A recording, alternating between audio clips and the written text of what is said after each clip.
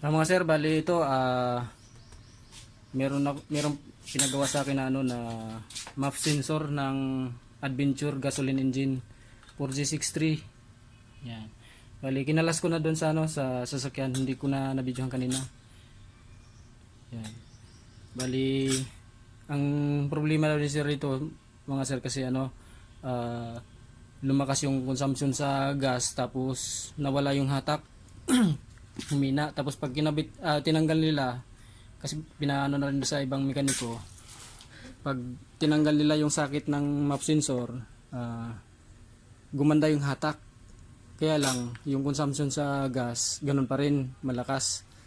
Kaya nag-decide yung may-ari na dalhin dito, kasi inalok daw siya nung mekaniko na gumawa ay nung nag-check nito, 4,000 daw yung MAP sensor na ipapalit dito.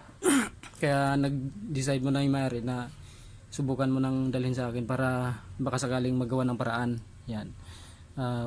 Ito yung nakita ko dito, mga sir. Oh. Yan. May mga sunog na hinang, pero sa mga pyesa wala naman siyang mga sunog na pyesa, mga sir. Yan. Yan. Susubukan ko muna ito na hinanga ng panibago, mga sir. Yan. Tapos may papagawa din siya na ano na RPM gauge mamaya pagkatapos ko dito, RPM gauge naman. Yan, gawin ko muna ito, mga sir.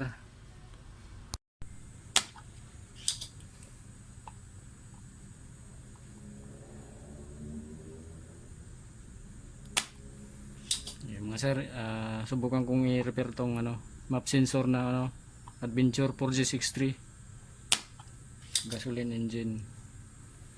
Tatanggalin ko yung para makita ko yung ilalim nito, mga sir, kung anong problema.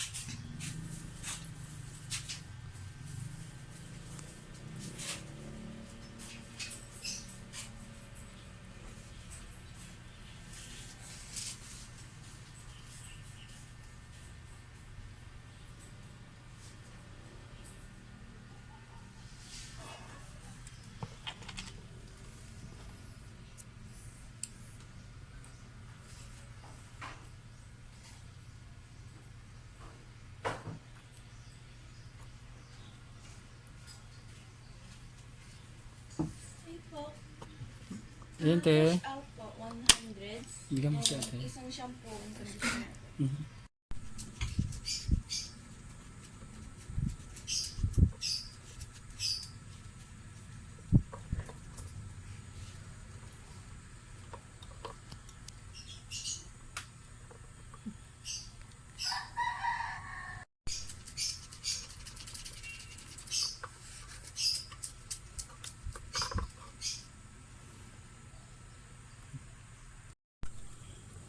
Sana matsambahan natin to mga sir. Map sensor 4G63 Mitsubishi Adventure yan. Binuksan ko na mga sir.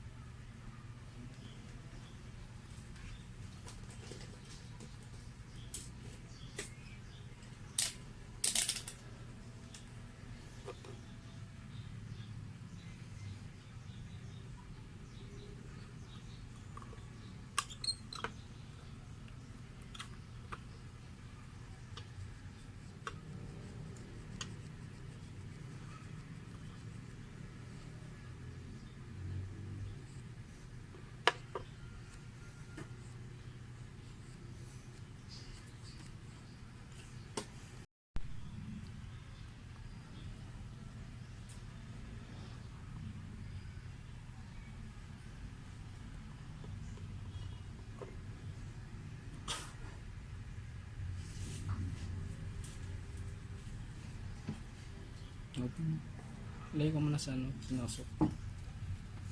Oh.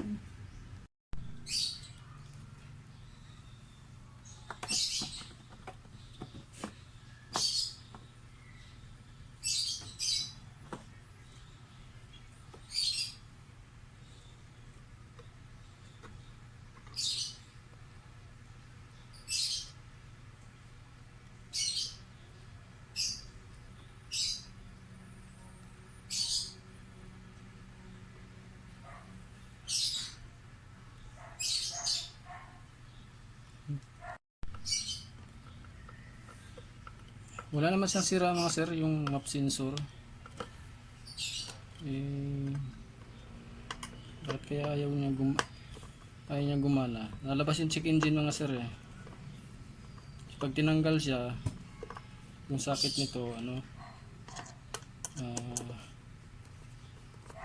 nalakas yung hatak pero malakas pa rin yung consumption sa gas.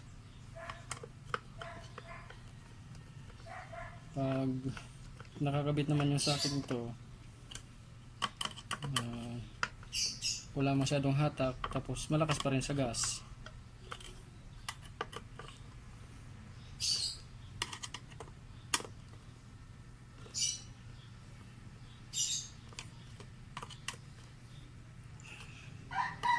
Ninangan ko na lang mga sir yung may mga crack na dating hinang.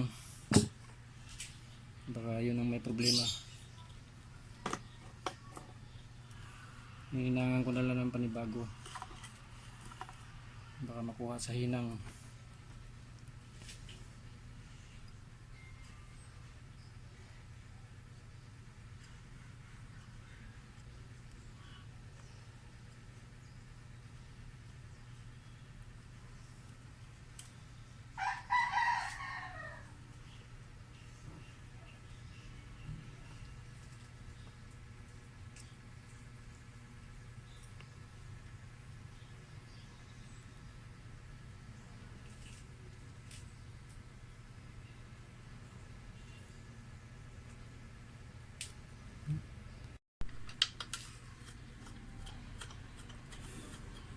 Sana makuha to mga sir sa sa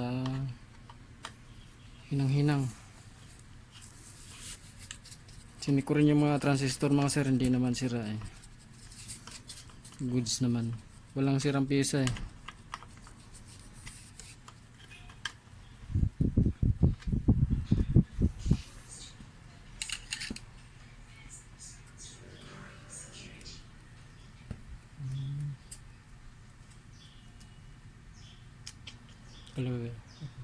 Yan mga sir, ito na yung yung map sensor ni sir. Ayan si sir yung mayari yan. Bali na hininangan ko lang ng panibago yung mga lumang hinang niya kasi may mga crack tapos may mga korosyon. Yan ito sinalpa ko na ulit tapos inanuhan ko lang ng contact cleaner din yung ano, yung mismong sensor niya. Ayan, maayos na yung andar niya, tapos yung ano, nawala na rin yung check engine. Ayan, di na rin siya delayed yung ano, yung revolution niya. Yan mga sir, yan. Dinadelete yung revolution niya mga sir, yan. Yan. Ngayon, papagawa naman ni sir sa akin yung ano, yung RPM gauge kasi hindi rin siya gumana. Yan. Dati pa rin daw yan na hindi na gumana. Yan. Bali, yan kakalasin ko to mga sir, yung gauge naman para yun ang gagawin ko. Kasi sasabay rin ni sir yung ano, yung ilaw, papalitan din yung mga ilaw yung sa ano, backlight kasi ano na, madilim na daw, palitan niya ng LED. Yan, ayos na mga sir, yung sa map sensor baka mangyari din sa inyo, ganun lang. Yung mga sir, bali ito yung sa adventure na 4063, yung ginawa ko rin yung ano, yung map sensor, yung mass airflow sensor nya. Bali okay na mga sir yung airflow sensor. Bali ito naman yung pinapagawa, pinasabay na itong ano sir, RPM gauge kasi hindi niya matimpla-timpla yung minor dahil hindi rin na-function yung RPM gauge. Nag-function siya pero hanggang 1000 lang yung RPM niya. Kaya ito papagawa nila sa akin. Tapos yung sa mga ilaw kasi kulang-kulang yung mga ilaw. Yan. Bali yung may-ari bumili pa ng ano, ng ilaw sa auto supply. Yan. Gawin ko muna to mga sir yung RPM. Bali check na raw to ni sir mga sir sa iba. Sabi daw kasi nang nag-check wala naman daw sira, kaya yan pinatignan ulit ngayon ni sir sa akin kasi hanggang 1000 lang yung angat ng needle niya mga sir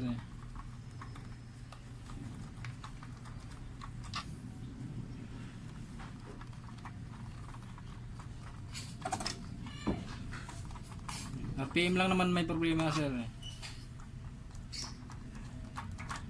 baka may pisa lang na sira, hindi lang napansin nung dating gumawa, dating natingin ito.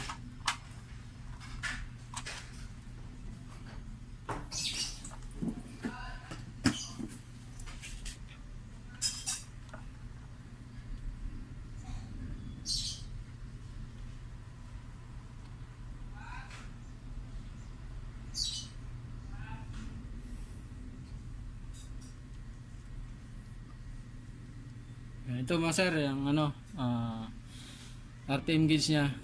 Hindi lang siguro na halata ng ano mga sir, yung nung dating tumingin nito, hindi niya napansin sunog yung kapasitor. Yan, dalawa, bali yan yung papalitan ko.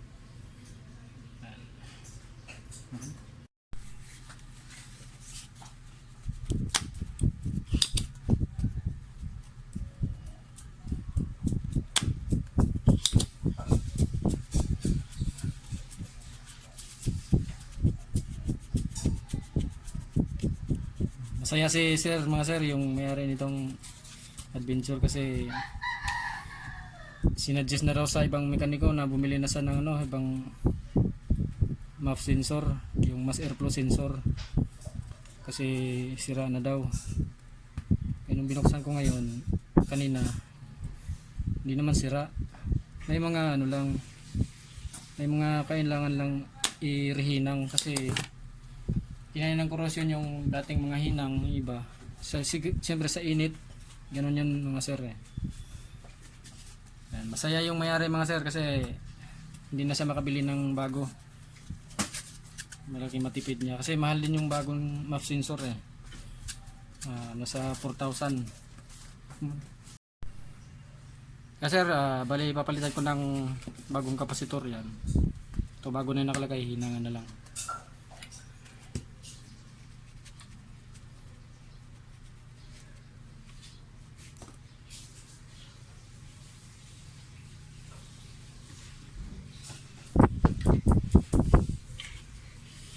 Yung isa, yan, tanggalin ko pa yung isa.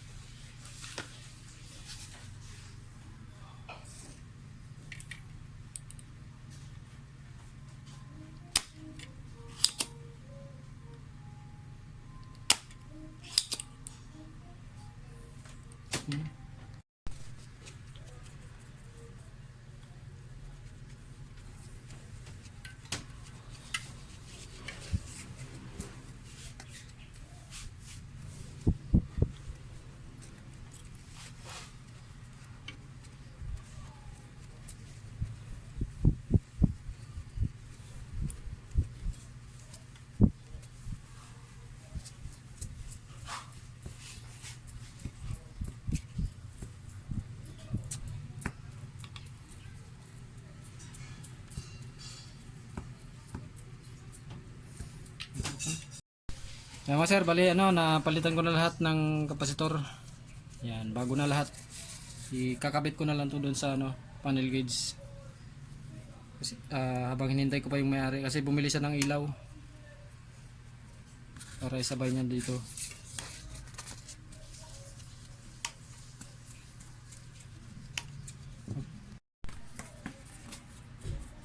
Kaya mga sir, i-assemble ko na ulit sa ano, sa panel gauge yung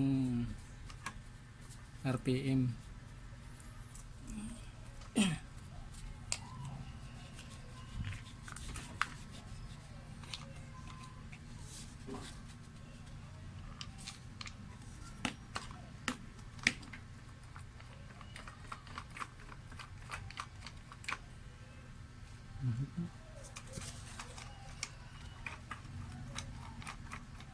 Tama sir, bale na-repair ko na rin yung RPM gauge ni sir. Yan, si sir. Yan. Sir, ayan na. Ayos na yung RPM ni sir. Yan. Napalo na sa taas.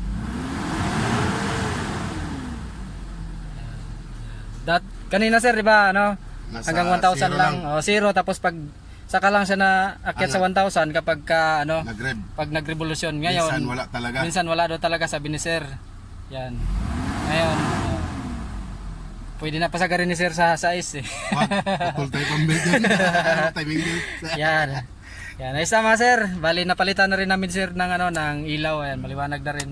Yan. Maraming salamat.